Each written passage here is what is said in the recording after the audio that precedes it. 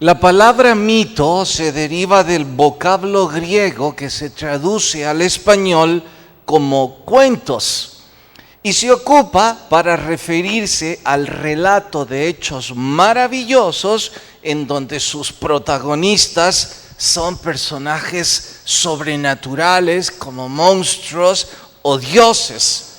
En honor a ello, mitología se entiende como el conjunto de mitos en una cultura o pueblo específico.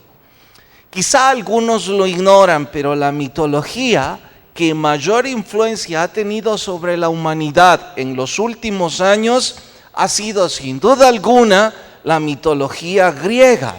Y me atrevo a decir que esa influencia ha sido en honor, entre otras razones, a que es en varias de sus partes una blasfemia en contra de la historia bíblica.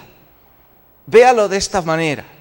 De la misma forma que el mundo gasta millones de millones para hacer famoso a un cantante de rock, aun cuando música apenas entone, y que a eso le suma que lleva una vida de desenfreno, o de igual manera a un deportista con moral reprochable, el mundo gasta millones en volverle famoso y que la humanidad los tome casi como modelos. Pues de igual manera, también el mundo gasta millones para poner en la mente del ser humano algo que es la antítesis del Evangelio. Es que todos deberán notar que la vida de esas estrellas de rock es la antítesis de la moral que la Biblia demanda. De la misma forma, muchos de los argumentos de la mitología griega es la antítesis de lo que el Evangelio reza. Desde luego que otra de las razones por la que esa mitología es atractiva es por el carácter fantasioso de explicar el origen del hombre y la voluntad de los dioses. Una buena parte de ustedes quizá ha estado maravillado por medio de la televisión, del cine o quizás de ficción escrita con cuentos de Zeus, Pandora, Aquiles, Thor, el dios del rayo y muchos otros. Y quizá nunca supieron de qué se trataba, ni tampoco supieron que en muchos de sus argumentos es la antítesis del Evangelio y una blasfemia a la Biblia. Ahora, al yo denunciar esto, no pretendo crear en ustedes una conducta amarillista de negarnos a divertirnos en la ciencia ficción o de reír de cuentos propios de nuestra cultura que también se entienden como mitos, tal como es la carreta chillona, la descarnada o cualesquiera de ellos. Insisto, no pretendo crear una conducta amarillista de nuestra parte. Solo quiero dejar por escrito en su mente y en la mía. Hay que tener cuidado. Enseñan antivalores y en muchos de sus casos son literalmente blasfemias. Les daré uno de esos casos que tiene que ver con nuestro estudio de hoy. Los griegos creían que los dioses eran los causantes de las desgracias y las tentaciones de los seres humanos. Y quienes de ustedes leyeron un poco de mitología griega o son apasionados del cine, deben recordar cuando Zeus regala a Pandora una caja que a manera de tesoro es tentación para cualquier chica. Quiere abrirla. Por eso el dicho, esto es una caja de Pandora. Porque ella tenía la tentación de abrirla. Es que era una especie de caja de tesoros. Para desgracia, lo que esa caja contenía era una vorágine de desgracias para la humanidad. Y cuando ésta fue abierta, vinieron multitud de calamidades para todos los mortales. Todos los griegos conocían muy bien esto, como los salvadoreños conocemos al cipitío, solo que ellos lo creían. Imagina entonces, ¿por qué la mitología quería pintar a Zeus como un dios cruel que disfrutaba poner tentaciones para que éstas se desencadenaran en una vorágine de calamidades para los mortales? Bueno, cualquier mortal, al sufrir esas desgracias, aprende a odiar a los dioses. Y por eso es que usted ve en esas películas que aparecen algunos titanes que con frecuencia blasfeman contra esos dioses y dicen que son culpables de las desgracias de los humanos. Ahora, toda esa filosofía aberrante en esos pueblos reinó como su filosofía de vida. La época griega, especialmente en la cultura del momento helenístico, influyó tanto, pero tanto, sobre el imperio romano, que fue el imperio que gobernó cuando la iglesia primitiva surge. Era tan grande la influencia que aquellos cristianos que estaban profesando y luchando en el evangelio de Cristo, al verse atribulados por cualesquiera razones, recordaban la filosofía griega, que los dioses eran crueles. Santiago, que fue el pastor de los que estaban en la dispersión, estaba preocupado por ellos, diciéndoles: ¿cómo pueden creer que Dios quiere tentarles para que ustedes enfrenten calamidades? Dios no puede ser tentado, ni Él quiere tentar a nadie. Todo esto, dice Santiago, surge por la religión equivocada que ustedes están viviendo, por vivir en la ignorancia histórica y bíblica. Ahora, eso se repite hoy día. Millones viven en ignorancia histórica y bíblica. Y si usted ha sido parte de eso y hasta hoy está atando cabos en la relación existente entre mitología griega como blasfemia con historia bíblica o contra la historia bíblica, pues ahora usted es parte no de la ignorancia, sino del conocimiento, para que usted y yo recibamos la exhortación de Santiago en los cambios que hay que hacer. Por esto y más, para corregirlos, Santiago escribe lo que hoy estudiaremos en el sermón titulado Cuidado con el fariseísmo, de oír poco, hablar mucho y no hacer nada. Lo repito, cuidado con el fariseísmo, de oír poco, hablar mucho y no hacer nada. Santiago capítulo 1, y por favor cuando encuentren la cita se ponen de pie para mayor reverencia a la lectura. Santiago capítulo 1, vamos al verso 13. ¿Listas sus Biblias? Dice, capítulo 1, verso 13, carta de Santiago. Cuando alguno es tentado, no diga que es tentado de parte de Dios, porque Dios no puede ser tentado por el mal, ni Él tienta a nadie. Cada uno es tentado cuando de su propia concupiscencia es atraído y seducido. Entonces la concupiscencia, después que ha concebido, da a luz el pecado, y el pecado, siendo consumado, da a luz la muerte. Eso no lo voy a repetir porque ya lo estudiamos en media semana, pero es como el principio de nuestro estudio de hoy. Vayan hasta el verso 10. Los que no siguieron el estudio del domingo deberían escuchar eso en la web. Sería más fácil para que entendieran lo que ahora vamos a estudiar, aunque no habrá problema en entenderlo, pero sería mejor. Verso 19. Por esto, mis amados hermanos, todo hombre sea pronto para oír, tardo para hablar, tardo para airarse. Porque la ira del hombre no obra la justicia de Dios, por lo cual, desechando toda inmundicia y abundancia de malicia, recibid con mansedumbre la palabra implantada. Verso 22. Pero sed hacedores de la palabra, y no tan solamente oidores. ¿Haciendo qué? Engañándoos a vosotros mismos.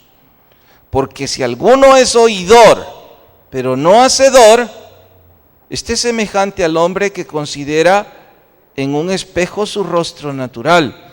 Paréntesis. No está en mi bosquejo, pero no puedo pasarlo por alto. Si usted tiene mucho tiempo de escuchar la palabra, pero aún no es hacedor de ella, y no me refiero a los que recién están empezando a estudiar la Biblia. Y cuando digo recién, 1 o 2 meses, pero los que ya tienen 1 año, 2 años, están escuchando sobre la Biblia y aún no han abierto su corazón a Jesús. Por favor, no por recomendación mía, sino de Santiago, ubíquese en esto. Dice, si alguno es oidor de la palabra, verso 23, pero no hacedor de ella, este es semejante al hombre que considera en un espejo su rostro natural, se considera a sí mismo, se va y luego olvida cómo era. Verso 26, en casa los leen todos. Si alguno se cree religioso entre vosotros y no refrena su lengua, sino que engaña su corazón, la religión del tal es vana. Y la religión pura y sin mácula delante del Dios Padre es visitar huérfanos, viudas en sus tribulaciones y guardarse sin mancha del mundo.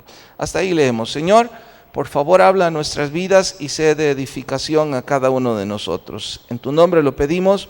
Amén. Pueden tomar su asiento.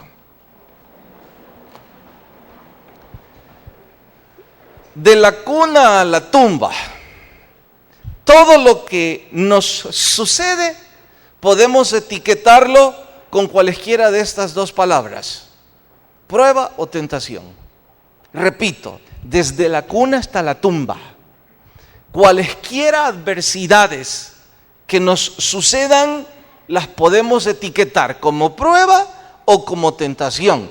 Y de hecho, si salimos victoriosos, decimos que fue una prueba y fue enviada por Dios.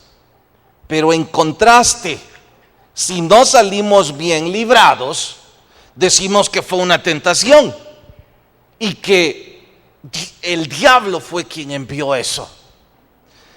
Ahora yo me digo, y algunos deben decírselo también, pobre diablo, lo culpamos de tantas cosas. Y yo creo que el diablo, si le diéramos tiempo, tomaría el micrófono y diría: mire, ya basta de andarme culpando de todo. Yo no los obligué a drogarse. Yo no les puse una pistola para que usted se acostara con ese chico o esa chica. Yo no los estoy obligando a que vivan en adulterio. Y tantas cosas más. Santiago nos grita: debemos adoptar una actitud responsable, que con madurez asumamos la responsabilidad de nuestros actos y entendamos que la misma circunstancia nos empuja a la prueba o a la tentación. Los griegos, los que recibieron el mensaje, estaban adoptando la posición de los griegos. Esto es culpa de Dios. Santiago dice: por favor, dejen de ser niños. Son los niños de kindergarten quienes culpan a sus profesores y a sus padres. Ustedes son adultos y deben entender que la misma circunstancia, no importa si es prueba o es tentación, al final sigue la misma ecuación. Por cierto, y para ilustrarlo, pongamos una adversidad cualesquiera que los mortales tenemos que enfrentar, que pueda ser prueba y tentación, que siempre todas van a ser prueba o tentación. ¿Alguien quiere sugerir una? No más uno. ¿Nadie? ¿Nadie quiere sugerir una adversidad? ¿Perdón? Ok, el divorcio. Entonces, ¿el divorcio es una prueba o es una tentación? Si salimos bien librados, decimos, fue una prueba y Dios me hizo madurar. Si salimos mal librados, decimos, esto fue una tentación. El diablo me enredó. Pero es igual, es divorcio al fin.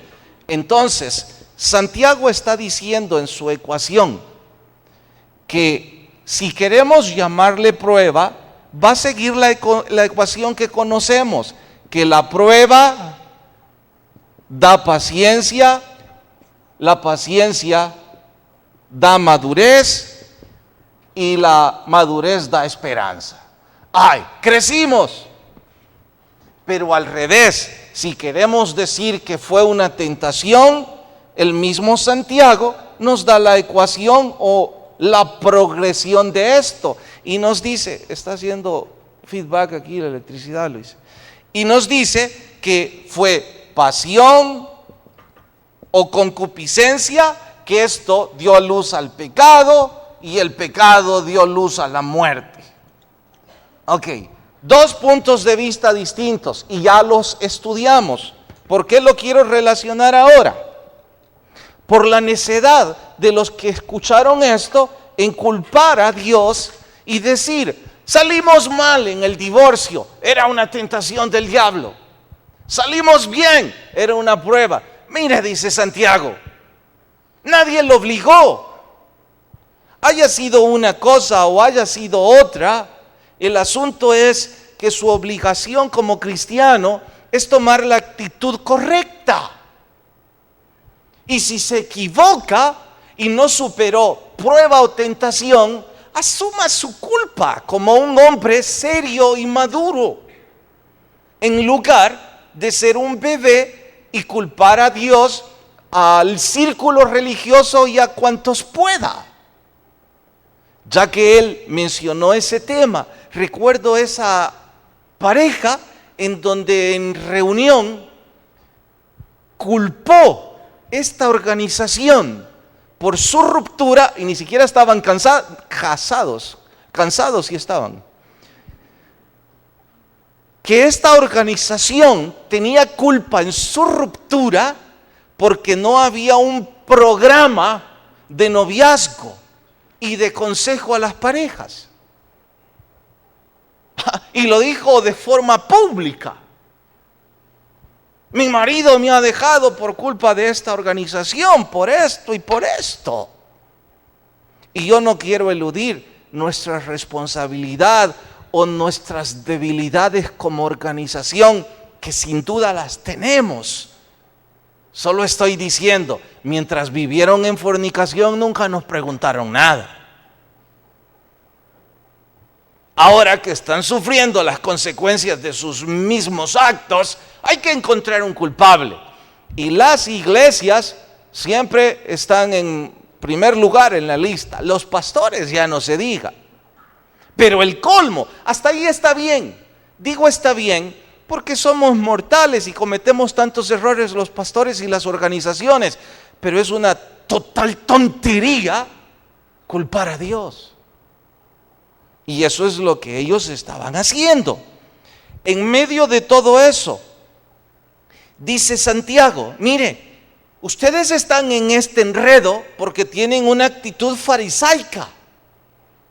Y entendamos actitud farisaica como la condición hipócrita de decir que somos cristianos, pero vivir como si no lo fuéramos.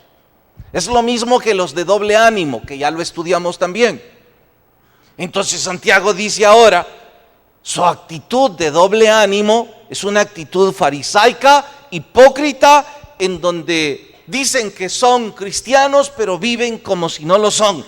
Mire, en nuestras palabras y en una forma más sencilla de ilustrar esto, Santiago está diciendo, su problema es que usted tiene una religión externa, de pura apariencia, pero su corazón no ha cambiado nunca. Y se aplaude que usted sea religioso, humanamente hablando, Pero en el cielo usted no va a arrancar ningún aplauso por tener actitudes del diente al labio. Mire, ¿de dónde ha sacado que el cielo le va a aplaudir por venir esta noche a la iglesia si su corazón está distante de Dios? Y a usted le importa un comino Dios. De hecho, si no tuviera alguna obligación de cualquier índole, porque a las iglesias venimos por todas cosas. Algunos por cultura religiosa, otros por costumbre, otros porque nos queda cerca, otros porque nuestros padres nos traen, otros porque nuestra esposa o esposo se enfada si no venimos, otros por asuntos de negocio. Cada quien tiene, pero su corazón distante de Dios. Entonces, esa es una actitud farisaica. Es una religión del diente al labio. Y no sirve de nada, como no le sirve de nada que usted tome por mascota a un lobo y usted decida cambiar la conducta del lobo. Entonces usted tiene en casa al lobo y lo trata como un bebé y lo alimenta con comida para mascotas domésticas, comida para perros. Claro, el lobo desde que es un bebé y por instinto, por supervivencia y porque no tiene más nada que comer, se come todo lo que usted le pone. Pero le pregunto, si uno de estos días siente olor a sangre y carne cruda, ¿usted piensa que el lobo va a decir, esa no está en mi dieta alimenticia, yo quiero comida para perros? ¿Qué va a hacer el lobo? Está en su naturaleza. No vayamos hacia el lobo, el mismo perro. ¿Usted piensa que al sentir el olor a carne cruda y sangre no correrá por eso? ¿Por qué? Si toda su vida jamás tuvo acceso, porque está en su naturaleza. De igual manera, usted y yo podemos tener actitudes religiosas. Incluso hay personas que tienen una moral muy superior a algunos religiosos sin ellos tener fe alguna. Porque su naturaleza tiende a ser altamente morales. Pero no hay una naturaleza espiritual en sus vidas. Y Santiago está diciendo ahora, no os engañéis a vosotros mismos. Si usted no tiene un nuevo nacimiento, usted está jugando a cualquier religión, pero no a una relación personal con Jesús. Y prueba de ello, dice Santiago, es que hablan demasiado, nunca escuchan y viven en conflictos. Por eso es que yo titulé a nuestro estudio de hoy, cuidado con el fariseísmo de oír poco, hablar mucho y además no hacer nada. ¿Qué es todo eso? Se los voy a demostrar. Vayan al versículo capítulo 1, ahora vayan hasta el verso 19. Por esto, mis amados hermanos, todo hombre sea ¿qué? Pronto para oír, tardo para hablar y tardo para airarse. Esto de pronto para oír significa que una persona con una naturaleza espiritual debe tener una disposición a escuchar, a guardar silencio y escuchar instrucciones, atender lo que se nos dice, y contrasta horrendamente con la actitud de algunos de nosotros de tener oídos sordos. ¿A qué? A los consejos de nuestros padres. ¡Ay, va otra vez con el sermón! ¡Estoy harto! ¿No ve que Santiago dice que los que no han nacido de nuevo en efecto nunca escuchan? Exactamente como usted. O un estudio de la Biblia. ¡Ja! Causa tanto tedio y no necesariamente es responsabilidad del predicador, que no es un buen disertador. Es responsabilidad suya que le importe un comino lo que la Biblia tiene que decirle. Y de hecho, si no tuviera el compromiso que ahora tiene, familiar, económico, financiero, deportivo, cualesquiera fuera, escuchar un estudio bíblico, usted ni loco lo hace. Porque no tiene esa naturaleza, no sabe escuchar. Y Santiago está diciendo precisamente, no saben atender. Y debo preguntarme, ¿y cómo vamos a crecer? Otro buen ejemplo es el de los papás que no sabemos escuchar a nuestros hijos. ¿Y cómo vamos a mantener una buena relación padres e hijos si nos creemos tan expertos que tenemos sordera crónica voluntaria? Y ellos nunca tienen voz ni voto, porque son nuestros hijos. Bueno, ahora Santiago nos dice, si usted en realidad tiene una nueva naturaleza, usted debería ser pronto para oír. Yo titulé esto en el contraste. Cuidado con la actitud farisaica de no escuchar. Usted no sabe escuchar a los demás y especialmente no escucha a Dios, ni a sus padres, ni a aquellos que signifiquen alguna influencia espiritual. No os engañéis a vosotros mismos, dice Santiago. Gente soberbia, altanera, que creen que solo ellos tienen la razón. Y prueba de ello, pregúntenles o pregúntense. ¿Pueden citar los nombres de sus consejeros? Las personas a las que ustedes les van a preguntar, ¿cree que hice bien? Creo que estoy yendo por buen camino. ¿Cree que esto está, mire, hice esto o lo otro? ¿Qué consejeros van a tener si se creen más sabios que 7 que saben aconsejar? Proverbios lo dice. De hecho, si habría que ponerles apellido, habría que ser soberbia, petulancia. De escuchar no sabemos nada. Segundo, dice tardo para hablar.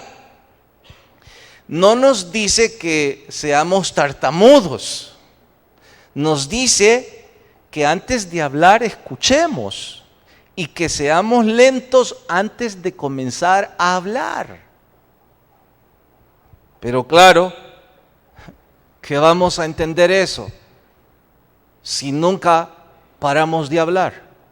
Y la gente nos tiene que decir, ¿me permite hablar? ¿Podría callarse un momento? ¿Podría permitirme expresarme? Todas las personas que hablan demasiado no saben escuchar. Y piensen ahora en nombres, y empiece con su propio nombre, desde luego. No escuchan a los que les rodean. ¿Y cómo van a escuchar si nunca se callan? Y por eso Santiago nos dice, mire, usted tiene el vicio de hablar mucho. Ya varias personas le dijeron que usted no para de hablar. Y ahora para colmo, el predicador ese que ni siquiera le conoce, no para de decir que se calle. Es como que hemos tomado un espejo y nos han desnudado. Que por abrir mucho la boca nos metemos en cada lío. Y como nunca escuchamos y no paramos de hablar, hasta nos aplica el estribillo de perrito que ladra no muerde. Pero hace un escándalo que quién lo aguanta. Y yo me pregunto, ¿yo quiero ser alguien que quién me aguanta? No. Entonces, ¿para qué estoy aquí? Los que hablan y hablan y hablan, no hay nada dentro. Y cuidado, porque suenan tan religiosos. Busquemos la santidad. Ayunemos. Oremos. doblemos las rodillas para buscar a Dios. Y toman cada estereotipo que cuando la gente no descubre,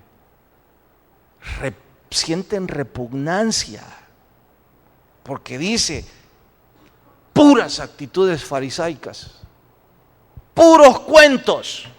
Ese hombre o esa mujer deberían estar con Pandora y Zeus en la mitología griega, puros inventos. No, mejor con la carreta chillona o la descarnada, pegan más con el cipitillo. Es más, a los que hablamos mucho, les pregunto y me pregunto, ¿aceptaremos este estudio como una oportunidad que Dios nos da para hacer cambios en nuestras vidas? ¿O vamos a etiquetar este estudio para otros diciendo que esto no tiene nada que ver conmigo? Bueno, si esto usted y yo lo tomamos como una oportunidad para hacer cambios, qué bueno, porque podemos corregir. Era lo que Santiago pretendía al escribir esta carta. El Espíritu Santo puso eso en él.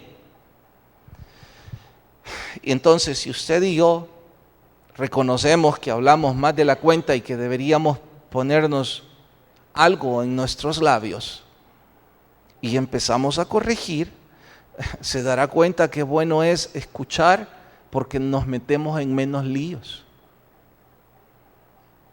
Se dará cuenta que otras personas empiezan a aceptarnos porque no dijimos nada. O estamos dispuestos a soportar las consecuencias por nuestra necedad. Y si ese es el caso, no se le olvide que después de la soberbia está la caída. Todos los soberbios, altaneros, petulantes, empezando por mí, que van a hacer caso omiso de esto. Yo no soy profeta ni puedo augurarle el futuro a nadie, pero a usted y a mí ya se lo puedo augurar. Después está la caída. La Biblia lo enseña. Dice que el que aprende a escuchar y cierra la boca también es lento para la ira. Como no está abriendo la boca, su adrenalina no se está yendo a niveles fuera de control. Pero los que hablamos y hablamos y hablamos, es raro el día que no pelean. A ver, por unos minutos, no, segundos, ponga en su mente el nombre y la imagen de una persona quien usted considera que es una persona apacible y que nunca se mete en pleitos, paga por no discutir, es una persona llevable, es una persona simpática con la que usted disfruta compartir. No son muchos, pero hay uno por ahí o una. Les pregunto, ¿ya pusieron el nombre de esa persona en su mente? Amén. ¿Habla mucho o no habla mucho? Si no habla, ¿sabe escuchar? Y si no habla, ¿qué le queda? Escuchar. Y como no habla, se enoja menos. Y Santiago dice, bueno, esta es parte de esa condición que ustedes están viviendo. Están culpando a Dios porque hablan demasiado. Están culpando a las organizaciones porque nunca saben escuchar, no conocen ni siquiera el principio bíblico y están asumiendo mitología griega, por tonta que sea, y atribuyéndosela a historia bíblica. Finalmente, dice, sed hacedores. El sermón era, cuidado con el fariseísmo de oír poco, hablar mucho y no hacer nada. ¿Por qué no hacer nada? Ve el verso 22. Pero sed hacedores de la palabra y no ¿qué? Engañándoos a vosotros mismos. Mire, pero el 24 es importante. No, el final del 23 dice, este es semejante al hombre que considera en un espejo su rostro natural. Se considera, se va y luego se olvida cómo era. Esto es lo que está explicando. Y si alguien va a preguntar, ¿pero es que habían espejos entonces? Por supuesto, los espejos eran los ríos, algunos lagos, los metales, y claro que no tenían la capacidad de proyectar muy poco margen de error como los espejos de tecnología de punta, pero espejos al fin. Entonces ellos los conocían, en efecto están ocupando el vocablo. Y está diciendo que los espejos no permiten engaño y que alguien va al espejo y ve su rostro natural. Pero ¿de qué le sirve que el espejo le desnuda y le dice: tu cabello está desordenado, tu barba está crecida, si es mujer tiene unas ojeras profundas, además su cutis está descuidado, su rostro pinta a una persona amargada? Todas esas verdades nos dice el espejo. Pero después de usted haber visto el espejo, se larga porque dice: este espejo es un mentiroso. Yo no soy tan feo ni estoy tan desordenado. Así es que me largo y me olvido. Y voy a la calle como si fuese una persona con mucha gracia y que mi sola presencia es agradable para los demás. Santiago dice: qué ridículo. Si usted va al espejo es para que se peine, para que corte la barba, para que cuide esas ojeras, para que se arregle el cutis, para que su rostro tenga gracia frente a las demás personas. De igual modo, dice, la Biblia es como un espejo espiritual. Nos desnuda, descubre nuestras intenciones, nos dice nuestros errores, nos ha dicho esta noche que hablamos demasiado, nos dice que nuestra actitud es farisaica, nos dice que somos unos altaneros, nos dice que debemos hacer cambios, que venimos a la iglesia sin un deseo espiritual, que nuestras intenciones están equivocadas. Pero si usted sale de este estudio bíblico y dice: es cierto, pero no voy a hacer nada, entonces no le sirve de nada. Es haberse visto en un espejo y aunque el margen de error sea mínimo, si usted no hizo nada, no le sirve de nada.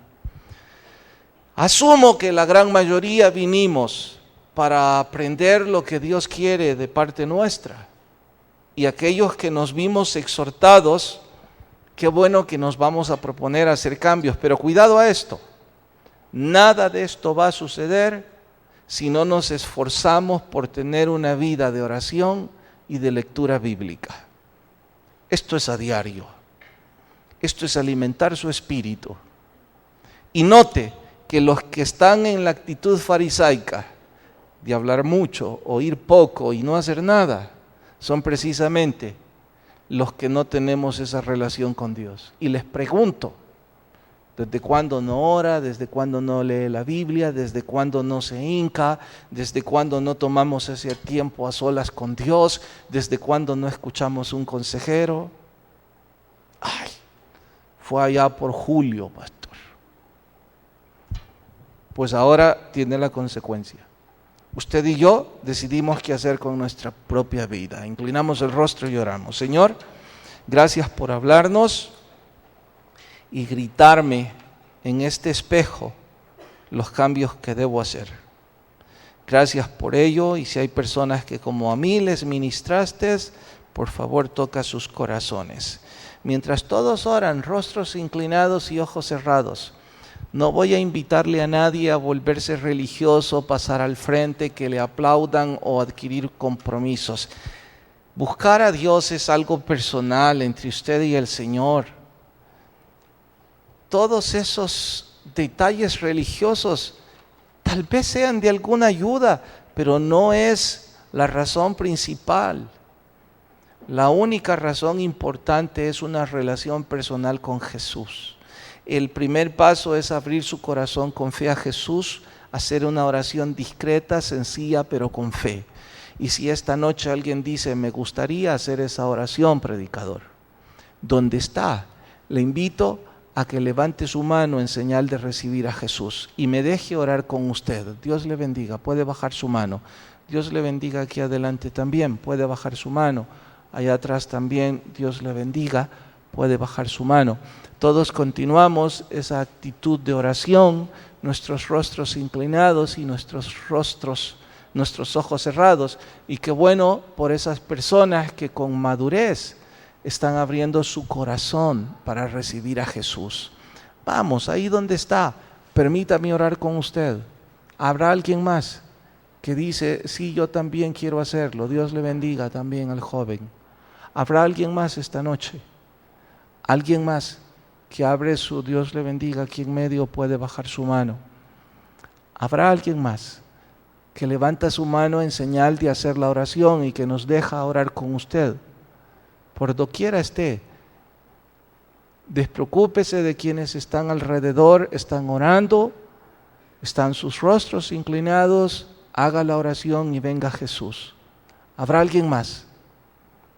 Alguien más que toma el coraje, el valor y levanta su mano. Señor, gracias, Dios le bendiga también. Gracias por esas personas que levantaron su mano en profesión de fe. Te rogamos que al momento de orar los consejeros les des las palabras de salvación, vida eterna, nos despidas en paz, mas no de su presencia. En su nombre oramos, amén y amén. Nos vemos fin de semana. Por favor, no olviden el parqueo, la cancha de voleibol, y los que van a quedarse en reuniones hay que salir y que la paz de